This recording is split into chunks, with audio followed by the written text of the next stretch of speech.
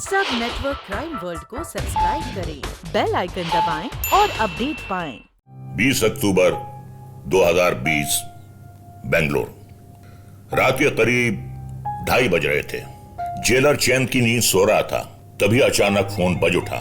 मालूम हुआ कि सेल नंबर 1 के कैदी मुथुस्वामी को अस्पताल ले जाया गया है क्योंकि उसकी छाती में अचानक दर्द उठा है। जेलर दंदनाते हुए वहां पहुंचा। मुथुस्वामी दर्द से कर्रा रहा था और अपनी इस हालत में भी उसने जेलर से कहा कि उसे अपनी गलतियों का बहुत पछतावा है, मगर उसने जो 20 साल पहले किया था वो राजेंद्रन के कहने पर किया था।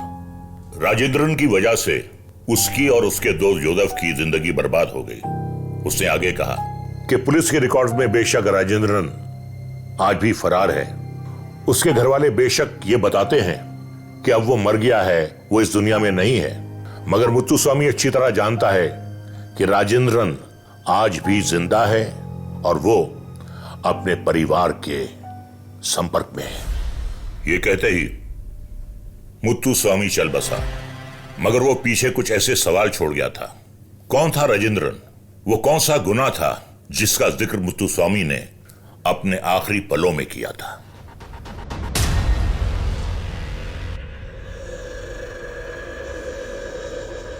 नमस्कार, स्वागत है आपके अपने show the real crime stories with Raza Murad में। मैं फिर एक बार लेकर आया हूं एक ऐसी घटना जिसने कानून और उसकी तहकीकात को झकझोर कर रख दिया था। यह कहानी उस राजेंद्र नाम के शख्स तक पहुंचने की है जिसने बड़े ही शातिर तरीके से अपराध को अंजाम दिया और फिर अपने साथियों को फंसाकर गायब हो गया। मुथुस्वामी के दोस्त जोसेफ के बारे में पता चला कि वो निमोनिया की वजह से 2 साल पहले ही उसने जेल में दम तोड़ दिया था। इस केस का तीसरा मुजरिम एक डॉक्टर था जो कि 10 साल की सजा काटकर बरी हो चुका था। धूल खाती उस केस की फाइल को एक बार फिर खोला गया तो मालूम हुआ कि इंस्पेक्टर राजश्री पाटिल ने इस केस की तहकीकात की थी। जब राजश्री पाटिल से बात हुई तब मालूम हुई पूरी वारदात। बात है 15 फरवरी 2000 की रात के 10 बजे पेट्रोलिंग करती हुई पुलिस ने एयरपोर्ट रोड के टोल प्लाजा को पार ही किया था, तभी उन्हें किनारे पर एक पड़ा हुआ स्कूटर दिखाई दिया। यह देखकर पुलिस वैन रुकी, तभी एक औरत की चीख सुनाई दी। वो खस्ता हाल में झाड़ियों में पड़ी थी और सदमे में बड़बड़ा रही थी कि 3 लोगों ने उसे रास्ते से उठाया और झाड़ियों में उसका बलात्कार किया। उसके सोने के कंगन और चेन के साथ साथ वो लोग उसका मोबाइल फोन भी ले गए। खैर, उस लड़की को वैन में बिठाकर पुलिस येलन हंका की तरफ बढ़ी रही थी कि सड़क पर कुछ लोगों की भीड़ दिखाई दी। मालूम हुआ कि स्कूटर सवार 2 लोगों ने एक कार से स्कूटर भिड़ा दिया, इसलिए वो भीड़ उन्हें पीट रही थी। पुलिस वैन में बैठी उस पीड़ित महिला का ध्यान जब उन 2 लोगों की तरफ गया तो वो चिल्ला उठी। उसने कहा कि ये वही रेपिस्ट हैं। बस फिर क्या था, पुलिस ने उन्हें वहीं धर दबोचा।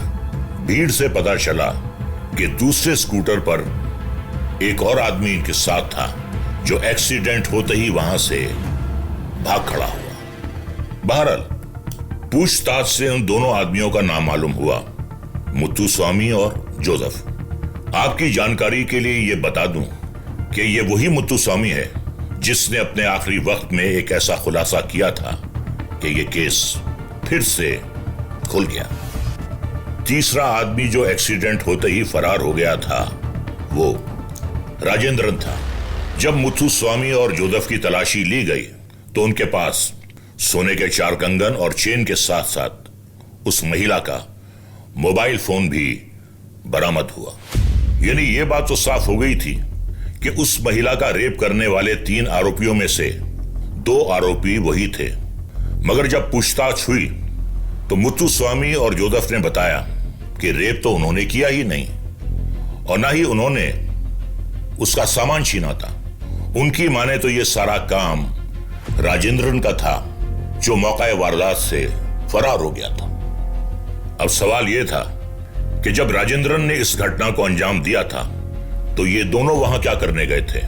जवाब मिला कि इन दोनों ने सिर्फ उस लड़की के हाथ पांव पकड़े थे तो क्या वो दोनों गुनाहगार नहीं थे? इस वारदात का अहम अपराधी राजेंद्रन तो लापता था, पर उसकी इस महिला से ऐसी क्या दुश्मनी थी कि उसने ऐसा दुष्कर्म किया? उस महिला से जब इस बारे में पूछताछ की गई तो उसने बताया कि वो राजेंद्रन को जानती नहीं थी और न ही वो पहले कभी मुत्तुस्वामी और जोसेफ से मिली थी। इसका मतलब यह था कि वो कोई चौथा आदमी होगा जिसके कहने पर यह खेल रचा गया। अब सवाल यह था कि वो चौथा आदमी था कौन? इसकी जानकारी उस महिला से पूछताछ में मिली।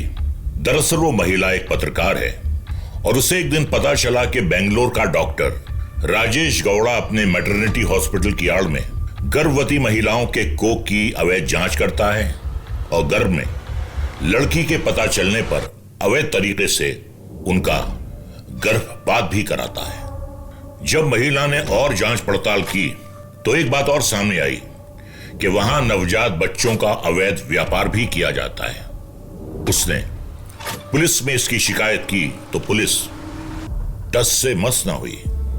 अंत में उसने हाईकोर्ट में PIL डाली तो मुंह बंद करने के लिए उसे 50 लाख रुपए ऑफर किए गए। इस पर भी उस महिला पत्रकार ने झूठ का साथ नहीं दिया और सरकारी वकील के बगैर वो खुद ही अपना केस लड़ने अदालत पहुंची। कोर्ट की पहली पेशी हुई और उसी रात उसके साथ ये वारदात घटी। मेडिकल टेस्ट में बलात्कार की पुष्टि हुई और पत्रकार महिला के नाखूनों से स्किन पीसेस मिले जिसके निशान मुत्तुस्वामी और जोसेफ के चेहरे व हाथों पर देखे जा सकते थे। उस पत्रकार महिला के साथ साथ उन दोनों आरोपियों के ब्लड सैंपल्स ले लिए गए और उन्हें DNA टेस्ट के लिए भेज दिया गया। आखिरकार मुत्तुस्वामी, जोसेफ, डॉक्टर गौड़ा और राजेंद्रन के खिलाफ आपराधिक साजिश, अपहरण, बलात्कार और चोरी का मुकदमा दर्ज किया गया। मुत्तुस्वामी और जोसेफ तो हिरासत में थे, मगर बाकी के दो अपराधी कहां थे? ना राजेंद्रन का कुछ पता था और ना ही डॉक्टर गौड़ा की कोई खोज खबर थी। तभी एक खबर उड़ती हुई आई कि डॉक्टर गौड़ा ने अदालत में अग्रिम जमानत की अर्जी डाल दी है, लेकिन उसकी बदकिस्मती से उसे खारिज कर दिया गया। इससे पहले कि डॉक्टर गौड़ा हाईकोर्ट तक पहुंचते, पुलिस उन तक पहुंच गई।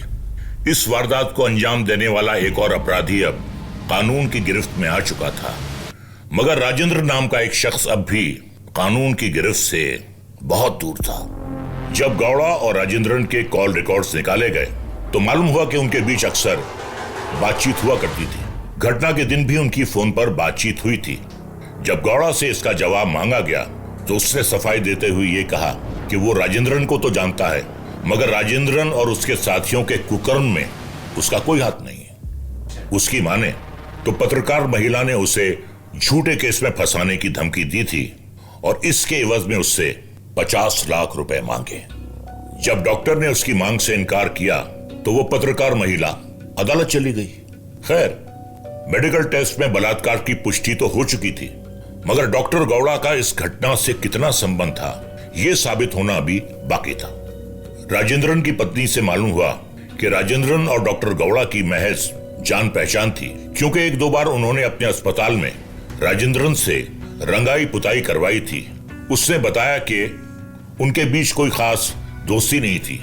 अब ये दोस्ती कितनी गहरी थी इसका पता लगाना भी बाकी था, मगर फॉरेंसिक रिपोर्ट ने आकर यह जरूर बता दिया था कि उस महिला के नाखून में पाए गए स्किन पीसेस का DNA मुत्तुस्वामी और जोसेफ का ही है, मगर उस महिला के अंदर पाया गया बॉडी फ्लूइड उन दोनों में से किसी का नहीं है। इसका मतलब इस घटना का मुख्य अपराधी राजेंद्रन ही था, मगर वो कहां था इसका किसी को कोई अंदाजा नहीं था। इसी बीच पुलिस ने उन सभी जगहों के CCTV फुटेज बरामद किए जहां उस दिन वो पत्रकार महिला गई थी। हर एक फुटेज में उस महिला के साथ साथ मुत्तुस्वामी और जोसेफ भी दिखाई दिए थे। दरअसल घटना से एक दिन पहले यानी 14 फरवरी को बेंगलोर के एक होटल में राजेंद्रन उन दोनों से मिला और उन दोनों को 50,000 रुपए का लालच देकर उस महिला के अपहरण के लिए उन्हें मनाया। उसके बाद राजेंद्रन ने बस स्टैंड की पार्किंग से 2 स्कूटर चुराए, उन पर फर्जी नंबर प्लेट लगाए और वो उन दोनों के साथ हाईकोर्ट पहुंचा, जहां उस महिला पत्रकार की पहली सुनवाई थी। वहां पहुंचते ही राजेंद्रन ने मुत्थुस्वामी और जोसेफ को उस पत्रकार महिला का फोटो दिखाया और इस तरह राजेंद्रन के इशारे पर वो दोनों उस पत्रकार महिला का पीछा करने लगे।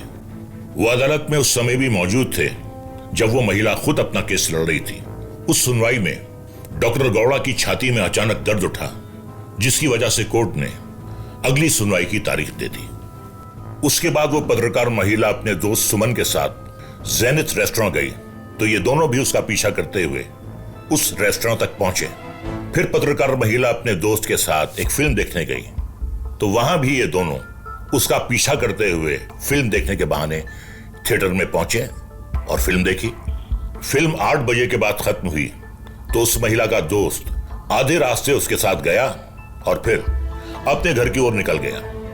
टोल प्लाजा पार करते ही वो महिला अकेली हो गई, तो मुत्थुस्वामी और जोसेफ के साथ राजेंद्रन भी अपना स्कूटर लिए उसके पीछे लग गया। आगे सुनसान जगह पर उन्होंने उस महिला का रास्ता रोका और राजेंद्रन के साथ उन दोनों ने मिलकर उस घटना को अंजाम दिया।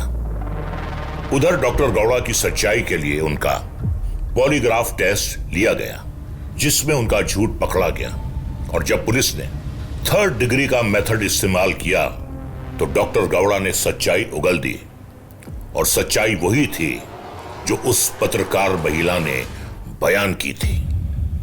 इस तरह डॉक्टर गौड़ा, मुत्थुस्वामी, जोसेफ और राजेंद्रन के खिलाफ चार्जशीट दायर हुई। मुत्थुस्वामी के साथ जोसेफ को उम्र कैद और डॉक्टर गौड़ा के लिए 10 साल कठोर कारावास की सजा मुकर्रर हुई। क्या इंसाफ हो चुका था? जी नहीं। इस घटना का प्रमुख अपराधी राजेंद्रन अब भी फरार था। 20 साल बीत चुके थे। डॉक्टर गौड़ा अपनी सजा काटकर रिहा हो गए थे।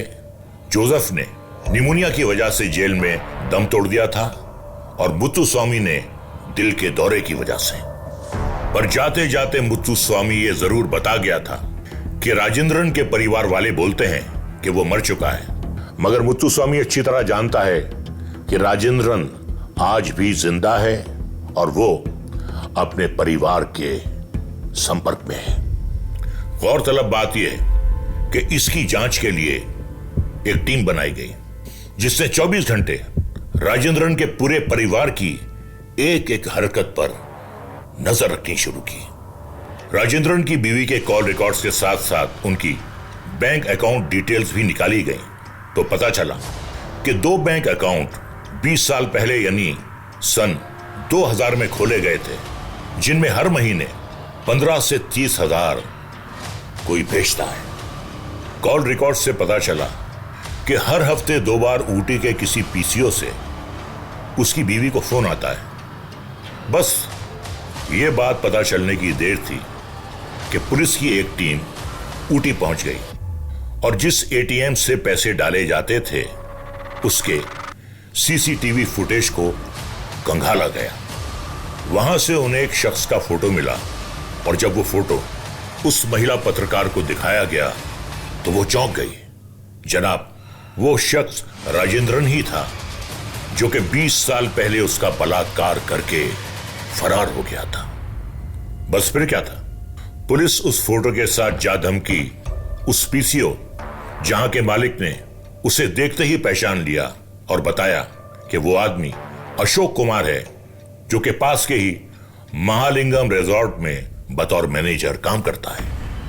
सिविल वर्दी में पुलिस टीम उस रिजॉर्ट पहुंची और जैसे ही उस मैनेजर को देखा तो इंस्पेक्टर राजश्री ने उसे फौरन पहचान लिया।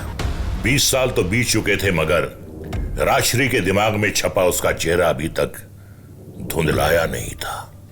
पिस्तौल की नोक पर आखिरकार प्रमुख अपराधी राजेंद्रन को गिरफ्तार कर लिया गया। उसका डीएनए टेस्ट हुआ और 20 साल पहले उस पत्रकार महिला के अंदर जो बॉडी फ्लूइड पाया गया था उसका डीएनए राजेंद्रन के डीएनए से मेल खा गया। इंसाफ तो अब हुआ। बेंगलोर पुलिस की इस तफ्तीश को खूब सराहा गया जिसने ये बात साबित कर दी कि न्याय की चक्की बेशक धीरे चलती है, मगर वो एक अपराधी को कभी छोड़ती नहीं है। इंसाफ देर से तो मिलता है, मगर मिलता जरूर है। अच्छाई और बुराई जीवन के दो पहलू हैं, जिसका चुनाव आपके भविष्य को बदल देता है। मुत्तुस्वामी और जोसेफ चंद पैसों के लिए ऐसे अपराध का हिस्सा बने जिसका दूर दूर तक उनसे कोई वास्ता नहीं था, और जिसका नतीजा बहुत ही संगीन और बुरा हुआ और उनके लिए जानलेवा साबित हुआ। और वहीं दूसरी ओर उस पत्रकार महिला ने इस घटना के बाद उम्मीद नहीं खोई, बल्कि उसकी हिम्मत और बढ़ी, और वो सच्चाई की राह पर आज भी अग्रसर है। आज की इस कड़ी में बस इतना ही। मैं आपका दोस्त रजा मुराद एक बार फिर हाजिर होऊंगा एक सच्ची हौलनाक घटना के साथ। तब तक सावधान रहें, अपना ख्याल रखें और अपनों का भी। लेकिन एक बात हमेशा याद रखें, द क्राइम नेवर पेज।